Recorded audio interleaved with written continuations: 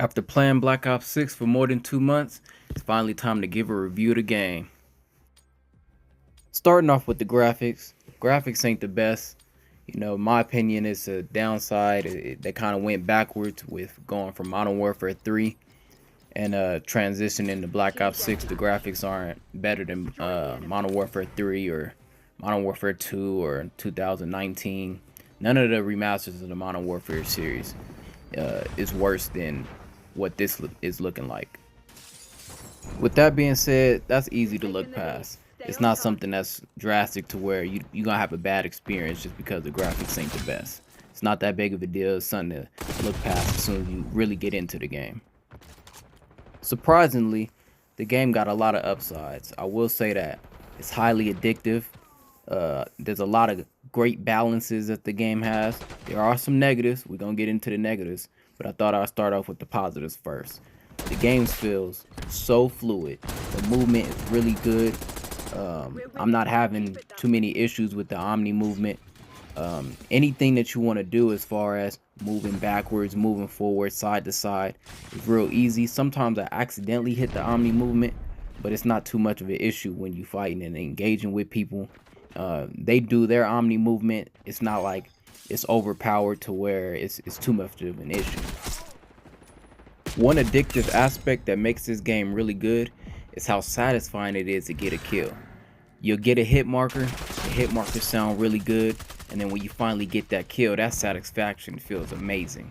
A lot of the weapons feel pretty balanced for the most part. You got your assault rifles that, you know, they killing at a long range, they doing their part. They got really great damage range. And then you got the SMGs that shred at a short distance, short range. Pretty much to the short range to shotgun range, SMGs do really good work. There are some balancing issues with some of the SMGs. You got some of the SMGs that can shoot from almost sniper range. Like the C9, for instance, you put certain attachments on that thing, you're shooting at, you can snipe people with that thing. Shotguns, I'm not getting killed by shotguns too many times because it seems like a lot of people don't want to use them. The game is so fast paced with everyone moving around and things like that to where a lot of people, they understand that they gotta keep moving, they gotta keep shooting, they gotta stay at certain ranges, and the shotguns with the map sizes and the movement, they're not really the best option. Then you got marksman rifles. Me personally, there's two classes that I really like to use. I really like to use LMGs. I feel like in these newer Call of Duties with skill-based matchmaking, you can shred entire enemy teams with an LMG. You put 200 rounds on it, 100 to 200 rounds, you're wiping entire teams, especially if you got FMJ and, you know, you got good recoil attachments and things like that.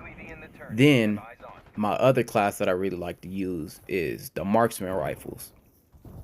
Normally, I'll aim straight for the head to get that one-shot kill. There's two weapons specifically that can do that, and those are the two. Let me see, what are they? It's the Sarkov and the DM10. Those two specifically. You aim for the head, you're getting a headshot, and you're gonna get a one-shot kill almost every time. Sniper rifles. Sniper rifles, sniper rifles. They've been toned down. They've been nerfed in this game. Not gonna lie. I'm able to kill almost every single sniper with any weapon class. If I'm using an SMG, like I was saying about the C9, when I use a C9 with my recoil attachments, I'm killing snipers. And then it's even worse if I'm using an assault rifle or a LMG. The problem with the snipers is, as soon as you get your shot, the kickback reset for your next shot is so extended, it's hard to get your shot off. So if you miss your first shot, your second shot, third shot, and all that, it's too hard to get your next shot. So you got to be damn near perfect every time you use a sniper. So me personally, I'm not really always engaged with snipers or shotgunners because those two classes are hard to use in these maps. And speaking of the maps, this is going to be a controversial statement, but I like the maps. I think the maps are good. You got short maps, you know, medium range maps, long range maps. But there are two specific maps that are a huge problem. You got Red Card, which is, to me personally, the worst map in the entire game. I refuse to play that map. You will never see a gameplay of me sitting there playing it. I back out of every single match that has to do with Red Card. It don't matter who's on my team, who's doing good, who's doing bad. The map is just, it's weird. The way that it's set up, the way that they have this, you know, the ground level to the top level, and then it's spacious. It's a strange map, and something about it, I'm not playing it. So I back off from that map every single time. Red Card, unplayable for me. Then you got the second map that I think is a problem, Lowtown. Lowtown is an issue because of the way that you can camp.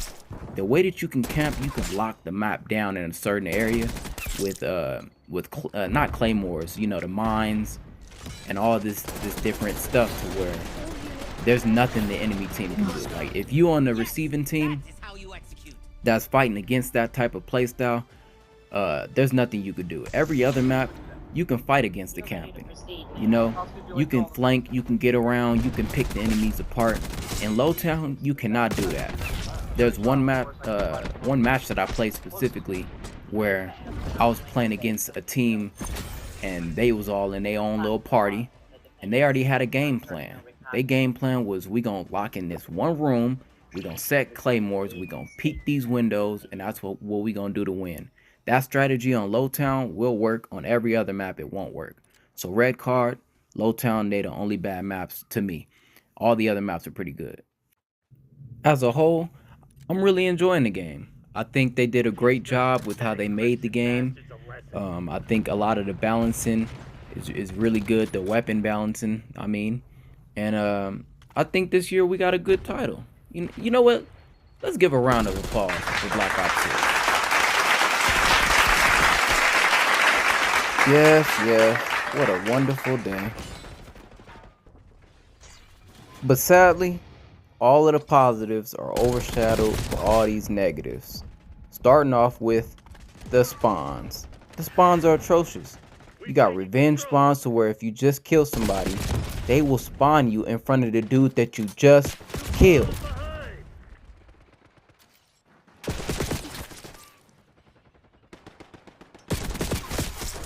The fuck is that about? I didn't want to believe it. When you hear about the ex-dev talking about all the patents that Activision put in the game for skill-based matchmaking to tone down the players. Grenades that followed to kill players. I didn't want to believe that. I've been killed by so many magical grenades, I had to take a damn clip and upload it and put it in this damn video, because I started to notice it. I'm noticing the grenades being in other rooms and blowing me up. I'm noticing the grenades being on other levels of the map and still blowing up and killing me. Not getting hit markers, but completely killing me. What's up with that? I'm having too many weapon class loadout issues, to where if I'm putting on my grenade launcher attachment, it's not showing up. And this is consistent. This isn't a one-time thing to where it's like, oh, okay, I'm checking my class, I'm putting it on, it's not there. I'm like, okay, maybe it's because I'm in the match, they're having some sort of issue. I'm outside of the match, I try to do the same thing. My attachments are not showing up and I can't use them to get my camos. Because obviously, you know, you got to use the AK underbarrel grenade launcher to get the damn camo, which I hate doing that shit. But it is what it is. The weapons loadouts or whatever, they're not working properly. And that's been since the launch of the game. That's actually been since the beta. So they need to fix that. I don't know what's going on with that, but they got some sort of issue that they need to fix with that. Getting into the kill streaks, the whole roster of kill streaks is really trash. This has to be one of the worst lineups of kill streaks in a COD that I've played in a pretty decent amount of time. The developers purposely nerfed all the best kill streaks to where even if this could be a great lineup, everything is nerfed. The engineer perk lets you see the RCXD and the sentry turret, to where you could shoot them so far away they can't even get a kill. So you might as well not even use the sentry or the RCXD. They're useless. Watchdog Helo, it'll sit there, it'll notify the enemy It'll let them know that it's targeting them before it even gets the kill. And then when it starts to engage to get the kill, all it's doing is getting hit markers. They're going to take cover, and then someone is going to destroy it. Rinse and repeat with the Watchdog Helo. You got the Interceptors. Its score streak amount is pretty much 1150. And the description say, fighter jet squadron that sweeps the combat area 2 times, eliminating enemy air targets. The problem with that is, nothing is in the sky long enough for the Interceptors to be viable. So why is it so much? Why is it 1150? It should be lower, considering it's only going to sweep 2 times, and it's going to kill the kill streaks, but the kill streaks aren't even in the air, because everybody has their air targeting missiles to take everything out. They're taking out all the UAVs, they're taking out all the counter UAVs. The Watchdogs don't stand a chance, Chopper, the Gunner don't stand a chance. Everything viable makes the Interceptor not even used. Then you got the perks. The perks are pretty good. You got a lot of the, the different perk selection. You got the red perks, the green perks, but sadly, you got the blue perks. Everybody's running Ghost, everybody's running Ninja, they're running Cold-Blooded. They're using those 3 blue streaks to where they're getting the most OP wall hacking glitchy ass perk in the game, Recon. Recon has to be the worst decision I've seen a developer put into a Call of Duty. Enemies can be seen through walls for a short time after respawn. A HUD edge indicator flashes when an enemy is outside your view. Leave no death skulls when killing enemies. That's what the descriptions say. Now this perk specifically is setting the tone for the entire game. Everybody's running blue perks to where they got recon, and they're pretty much getting high alert. Free high alert, and then as soon as they spawn, they can see the enemy. My problem is, if I'm flanking and I'm killing the team, dudes are spawning and they see me immediately. So you can't flank, you can't do what Call of Duty is known for, because this perk is ruining the game.